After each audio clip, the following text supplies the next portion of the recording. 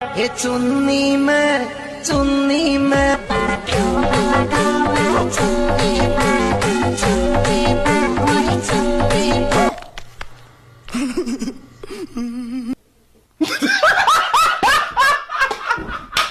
हाँ बताइए, आपकी शादी हो गई? तो कहती हाँ गुरुजी हमारी शादी हो गई है।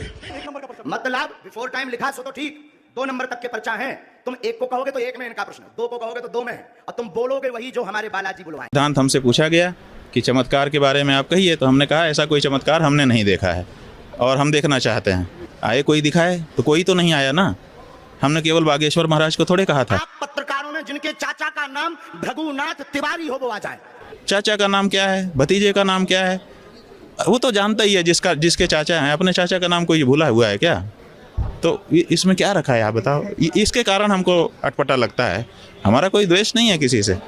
तो जो षड्यंत्र कर रहा है हमारे देश के खिलाफ, जो रेकी कर रहा है हमारे एयरपोर्ट पर कि इसको उड़ा देना है, आप उसके मन की बात क्यों नहीं जान लेते हो? जान के क्यों नहीं भारत की सरकार को बता देते हो? भारत को सरकार को कितना बड़ा फायदा होगा।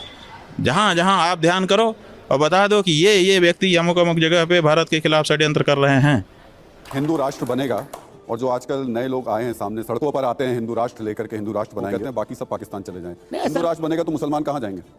पहली बात मजहब के आधार पर बटा था यह देश। पहली बात इनको चला जाना चाहिए था। अभी मैं गाली नहीं दे सकता। नहीं, गाली नहीं देना। फैमिली देखती है, वरना मैं ऐसे गाली दूं ऐसे। सो जय मसीह दोस्तों, जैसे कि वीडियो में देखे धीरेन्द्र कृष्ण शास्त्री, जहां पे लोगों का बौछार भीड़ है दोस्तों, उनके ज्ञान लेने के लिए लोग पागल हो चुके हैं। वहां पे बोलते हैं कि हर एक को चंगा हम करते हैं दोस्तों, और वहां पे आप उनसे जैसे कि जिस तरह शंकराचार्य जी ने किस तरह वहां पे जवाब दे रहे हैं धीरेन्द्र कृष्ण शास्त्री के बारे में, जैसे कि वीडियो में आप क्लिप में देखें किस तरह उन्हें बोल रहे हैं कि अगर आप एक बहुत बड़ा चमत्कारी बाबा है, आप किसी को मन को जानते हैं, किसी को भी पूरा बायोडाटा बताते हैं, तो आप ये क्यों नहीं बताते हैं कि इस देश में कितना ज्यादा नक्सलियां है, कितने लोग देश को खोखले कर रहे हैं? क्या इनके बारे में आप नहीं बता सकते हैं?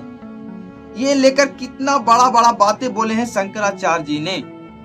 सो दोस्तों यहाँ पे बता दें कि धीरेन्द्र कृष्ण शास्त्री इतने लोग को ठीक करते हैं, इतने लोग को चंगे करते हैं, इतने लोग को ब्लेस करते हैं, फिर उन्हें क्यों नहीं एक्सप्लेन करके दोबारा बताते हैं कि ये लोग यहाँ चंगे हुए हैं? क्यों नहीं बताते हैं? आपको तो बताना चाहिए, आप तो इतना बड़ा ज्ञानी बाबा हैं। सो दोस्तों वीडियो जैसे कि देख रहे हैं किस तरह इन बाबाओं ने देश को लूट रहा है दोस्तों। सो दोस्तों जैसे कि देखे हैं धीरेन्द्र कृष्ण शास्त्री के पोल खोल दिए शंकराचार्य महाराज जी ने। तो वीडियो में बने रहना दोस्तों, फुल वीडियो आपको दिखाने वाले हैं। चलिए आपके ज्यादा देर न करते हुए चलिए वीडियो क्लिप को दिखाते हैं, लास्ट तक बने रहना दोस्तों, आगे बहुत बड़ा सीन दिखाने वाले। चलिए पहले इस क्लिप को देखिए। या संस्था विषय पर कभी टिप्पणी नहीं करते हैं, हमारी मर्यादा नहीं है वो। हमसे सिद्धांत पूछा जाता है तो हम कहते हैं, और सिद्धांत हमसे पूछा गया कि चमत्कार के बारे में आप कहिए, तो हमने कहा ऐसा कोई चमत्कार हमने नहीं देखा है और हम देखना चाहते हैं। और कोई दिखाना चाहे तो कई जगह अवसर है। हमने जोशीमठ का नाम लिया था कि वहाँ पे इस समय समस्या है, आए कोई दिखाए, तो कोई तो नहीं आया ना। हमने केवल बागेश्वर महाराज को थोड़े कहा था। जो मौलवी, जो पादरी, जो महात्मा, जो सन्यासी, जो तांत्रिक, जो मांत्रिक, जो भी चमत्कार का दावा कर रहे हैं, हमने तो सबको आमंत्रित किया था कि भैया आओ, हमारी समस्या दूर करो ना। आप मजमा लगाते हो, भीड़ इकट्ठी करते हो, बहुत अच्छा है। जो सामने होता है उसकी बुद्धि को चमत्कृत कर देते हो, वो सोच नहीं पाता कि ये कैसे हो गया। यहाँ तक तो आप करते हो, ठीक है, लेकिन उसके बाद लाभ क्या होता है? कितने लोग आपसे ठीक हो जाते हैं, कितने लोगों की समस्या दूर हो जाती है, कितने लोग मुकदमा जीत जाते हैं, कितने लोग कैंसर और दूसरे लीवर की समस्या, टीबी, सबसे परेशान हैं, वो कितने दूर हो जाते हैं। वो उसका डाटा तो ये लोग कोई दिखाते नहीं है कि देखिए ये है, और प्रामाणिक डाटा केवल कह देने से नहीं कि लाखों ठीक हो गए। किसको क्या स्टेज का था, क्या जांच कराई, फिर आपने कौन सी पद्धति अपनाई और फिर क्या हो गया। ऐसा एक प्रामाणिक डाटा इसके पास अगर इकट्ठा हो तो उसको दिखाएं, फिर हम लोग नए लोगों को लेकर के परीक्षण करें। अगर ऐसा होता है तो अच्छा है। अपने यहाँ कितनी बीमारी फैली हुई है, अस्पतालों में जाने पर बहुत लोगों की खेत ज़मीन और मकान बिक जा रहे हैं, तो कम से कम ऐसे लोग कुछ कर दें। अपने देश के खिलाफ कितने षड्यंत्र हो रहे हैं। लोग कहते हैं, दावा करते हैं कि हम ये मन की बात जान ले रहे हैं। बहुत अच्छी बात है, आप मन की बात जान। तो जो षड्यंत्र कर रहा है हमारे देश के खिलाफ, जो रेकी कर रहा है हमारे एयरपोर्ट पर कि इसको उड़ा देना है। आप उसके मन की बात क्यों नहीं जान लेते हो? जान के क्यों नहीं भारत की सरकार को बता देते हो? भारत को सरकार को कितना बड़ा फायदा होगा। जहाँ जहाँ आप ध्यान करो और बता दो कि ये व्यक्ति अमुक अमुक जगह पे भारत के खिलाफ षड्यंत्र कर रहे हैं, देखो कितना आनंद हो जाए। लेकिन इस बारे में नहीं बताते हैं। समस्या ये, चाचा का नाम क्या है, भतीजे का नाम क्या है, वो तो जानता ही है। जिसके चाचा हैं, अपने चाचा का नाम कोई भूला हुआ है क्या? तो इसमें क्या रखा है आप बताओ। इसके कारण हमको अटपटा लगता है। हमारा कोई द्वेष नहीं है किसी से। अगर कोई सही विद्या लेके आए तो विद्वान का तो सम्मान है। जिसने भी परिश्रम किया है, साधना की है, चाहे किसी क्षेत्र में किया हो, कौन ऐसा दुष्ट व्यक्ति होगा जो साधना का, विद्या का सम्मान नहीं करेगा। हम भी करने को तैयार हैं, लेकिन हम ऐसी मतलब हल्की बातों में नहीं जाना चाहते हैं। और हम ये चाहते हैं कि लोग इसमें ना जाएं, क्योंकि इससे उनको कुछ उपलब्धि नहीं होती है। थोड़े दिन घूम फिर के फिर किसी और जगह पे भीड़ लगाने लगते हैं। सवाल ये है कि रामचरितमानस की प्रतियां उत्तर प्रदेश में जलाई जाती हैं, ठीक है ना। उत्तर प्रदेश में भारतीय जनता पार्टी का शासन है, योगी आदित्यनाथ जी मुख्यमंत्री हैं, और सब लोगों को ठीक से पकड़ा भी नहीं जाता है। उनको तुरंत पकड़ा जाना चाहिए था, तुरंत उनके ऊपर कड़ी कार्रवाई होनी चाहिए थी, तुरंत उस बारे में चीज़ें होनी चाहिए थी। तो अब जला दिया, जला देने के बाद चल रहा है ऐसे ही वक्तव्य पे वक्तव्य। आप कई लोग हमसे कह रहे हैं फेसबुक पर कि शंकराचार्य जी क्यों नहीं बोल रहे हैं।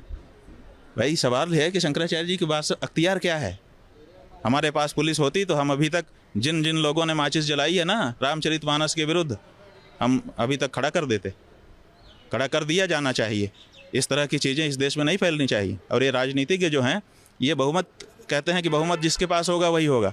तो अभी रामचरितमानस के बारे में सर्वे करवा लो देश में, बहुमत किसके पक्ष में है? रामचरितमानस के विरोध में है कि पक्ष में है? 99% से ज़्यादा लोग रामचरितमानस के पक्ष में है इस देश में। फिर ये नगण्य 2-4-10 लोगों की बातों को चैनल वाले भी फैलाते हैं और उस पर चर्चा होती है। इनकी गिनती क्या है? रामचरितमानस ने इस देश में आज़ादी लाई है। रामचरितमानस पढ़ करके हमारे गुरुजी स्वतंत्रता संग्राम में भाग लिए थे। रामचरितमानस पढ़ के हम लोगों को पता चला कि बानर भालू भी चाह लें तो लंका के राजा रावण की से वो जला सकते हैं लंका को, और रावण को परास्त कर सकते हैं। समझे कि नहीं? तो रामचरितमानस पढ़ने से जो आम आदमी है उसके अंदर बल आता है। रामचरितमानस पढ़ के हमने इस देश को अपना जीवन समर्पित किया है, हमारे गुरुजी ने अपना जीवन समर्पित किया। हम लोग रामचरितमानस पढ़ के देश की सेवा में लगे हुए लोग हैं। रामचरितमानस का कोई छोटा मोटा योगदान नहीं है। उस ग्रंथ के बारे में एक अदना सा व्यक्ति कुछ भी कह देता है और लोग बस वक्तव्य देते हैं। क्यों अभी तक अरेस्ट नहीं? तो भाई लोग, हमारे वीडियो कैसा लगा? अगर थोड़ा भी अच्छा लगा हो तो सब्सक्राइब कर देना, और ना अच्छा लगा भाई तो सब्सक्राइब ना करना। अब बाकी अगर सब्सक्राइब करते हैं थोड़ा मोटिवेट मिलता है, वीडियो बनाने में थोड़ा मन लगता है भाई। चलिए, चैनल को अगर जो आएंगे तो सब्सक्राइब कर दीजिए, देख लिए वीडियो तो। चलिए आज तक इतने, जय मसीह।